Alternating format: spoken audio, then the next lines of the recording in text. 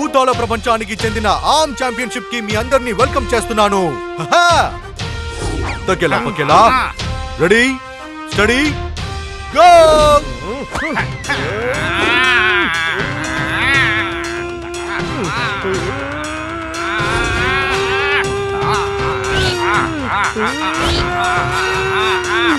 ఓడిపోవడానికి నువ్వు సిద్ధంగా ఉండు పకేలా. నేను కాదు, నువ్వే సిద్ధంగా ఉండు. నువ్వే ఇప్పుడు నా దగ్గర ఓడిపోబోతున్నావు పకేలా.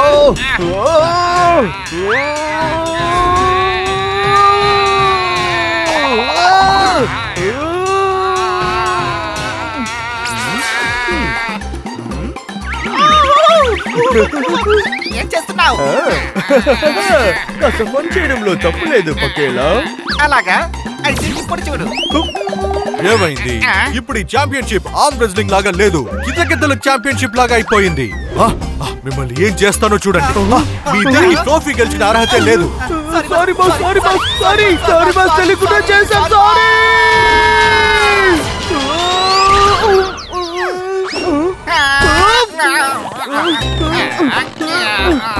జాగ్రత్త, దెబ్బ తగులుతుంది.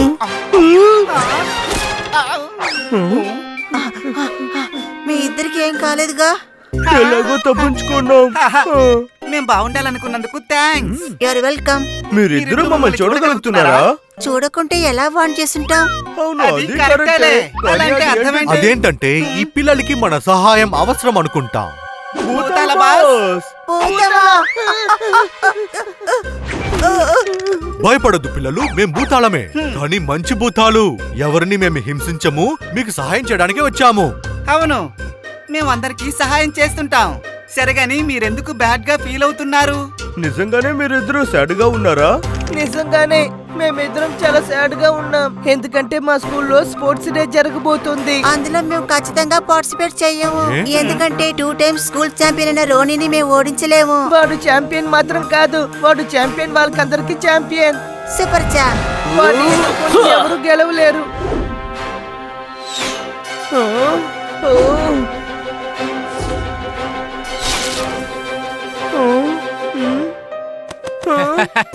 చిన్నారే ఎల్లెళ్ళు వేరేదైనా ఆట ఉంటే ఆడుకో. నువ్వు ఆడుకునే ఆట ఇది కాదు. మీకంతా బాగా తినడమే తెలుసు. ప్రాక్టీస్ లో వాడు అందరినీ ఓడించేస్తాడు. ఇంత స్లోగా వస్తున్నారు. నన్ను చూడు, నన్ను ఎవరు గెలవలేరు. కానీ రోనీ, నేను ప్రాక్టీసే కదా చేస్తున్నాను. చూసావా, ఓటాన్ని ఒప్పుకో. ఇది కాంపిటీషన్ కాదు.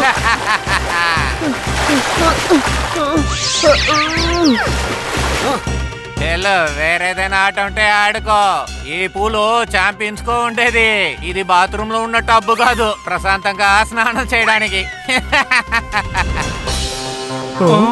వెయిట్ లిఫ్టింగ్ లో తనని మాత్రం ఎవరు ఎదిరించలేరు.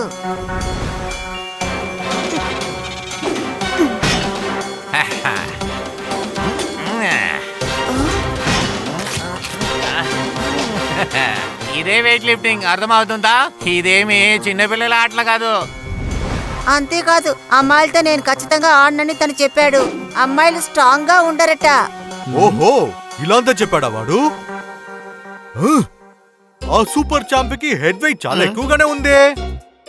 టాలెంట్ తో ఉండడం చాలా మంచి విషయమే, కానీ ఫ్రెండ్స్ ని ఎగతాళి చేయడము, వాళ్ళని హింసించడం చాలా తప్పు. నాకిది అస్సలు ఇష్టం ఉండదు. ఆ సూపర్ ఛాంప్ శత్రువే తన హెడ్ వెయిట్. ఏంటి, నేను సరిగా చెప్పానా? చెప్పండి. అవును భూతాల బాస్, వాడి హెడ్ వెయిట్ ని ఎలాగైనా మనం పోగొట్టాలి. అదే మన పని. డామ్ డామ్ డామ్, పదండి వెళ్ళి సమస్యను పరిష్కరిద్దాం.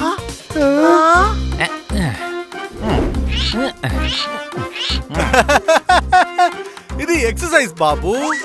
నీలాంటి చిన్న పిల్లలు ఇలాంటివి చేయకూడదు, అర్థమైందా? ఇలాంటివి నాలాంటి ఛాంపియన్స్ చేస్తేనే బాగుంటుంది. ఏంటి అయితే నేను ఛాంపియన్ కదా? కొత్తగా స్కూల్లో వచ్చినట్టు వారు ఉన్నారా? నేనే భూపా, జావ్లిన్ కే రాజుని. నేనే పక్కు, స్విమ్మింగ్ లో చేపల్ని నేను ఓడించిన వాడిని. నా పేరు టక్కు, వెయిట్ లిఫ్టింగ్ క్వీన్. మేము ముగ్గురం స్పోర్ట్స్ లో చాలా గొప్ప ఛాంపియన్. మీకు తెలుసా? We are the champions, we are the champion. నేను అన్ని స్పోర్ట్లు సూపర్ ఛాంపియన్ రోనీ. మీలో ఎంత పవర్ ఉందో నేను చూస్తా. జావెలిన్లో నిజమైన రాజు ఎవరని చూద్దామా?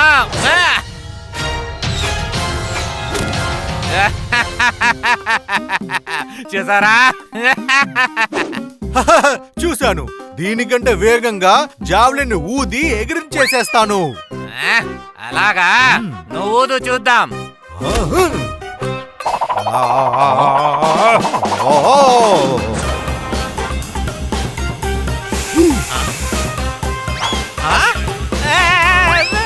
ఒరే బాబోయ్, నన్ను కాపాడు. ఇది నా వెనకే వస్తుంది.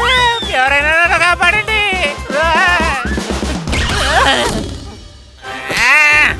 జావెలిన్ త్రోలో నేను ఓడిపోయాను, కానీ స్విమ్మింగ్ లో నన్ను ఎవరు ఓడించలేరు. స్విమ్మింగ్ చేసేటప్పుడు నన్ను నువ్వు పట్టుకున్నావంటే నువ్వు ఒక సూపర్ ఛాంపియన్ అని ఒప్పుకుంటాను. నేను 5 నిమిషాలు పట్టుకుంటాను, చూస్తావా? ఓకే, స్విమ్మింగ్ చేయడానికి రెడీగా ఉన్నారా?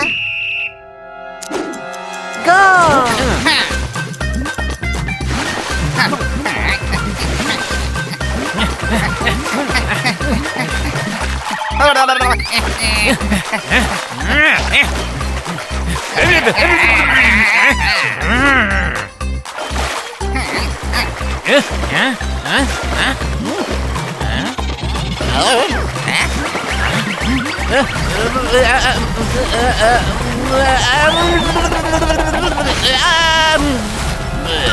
వావ్! నీ పొగరంతా ఇప్పుడు తగ్గిందా ఛాంపియన్ రోనీ? నేను వీళ్ళ దగ్గర ఓడిపోయిండొచ్చు. ఒక్క అమ్మాయి దగ్గర నేను వెయిట్ లిఫ్టింగ్ లో ఓడిపోను. ఛాలెంజ్. ఒకవేళ నేను ఓడిపోతే ఆడుకోవడమే ఆపేస్తాం. ఇంకోసారి బాగా ఆలోచించు. ఒకవేళ ఓడిపోతే ఈ స్పోర్ట్ లో ఎప్పుడు నేనే గెలుస్తాను. ఒక అమ్మాయి వల్ల నన్ను ఎప్పుడు ఓడించలేదు. అలాగా? అయితే సరే, దీన్ని చూసుకుందాం.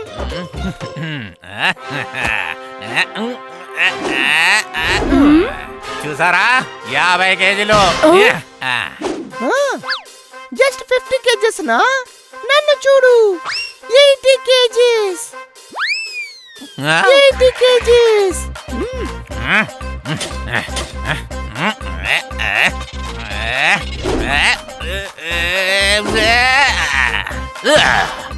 ఇది నా రికార్డ్ బ్రేకింగ్ 100 కేజీలో.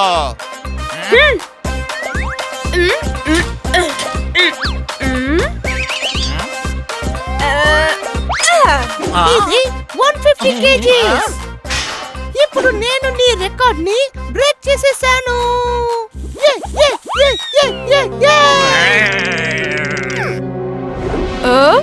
ఇప్పుడు నా పవర్ ని చూపిస్తాను. 200 కేజీ న్యూ రికార్డ్ కోసం సిద్ధంగా ఉండు.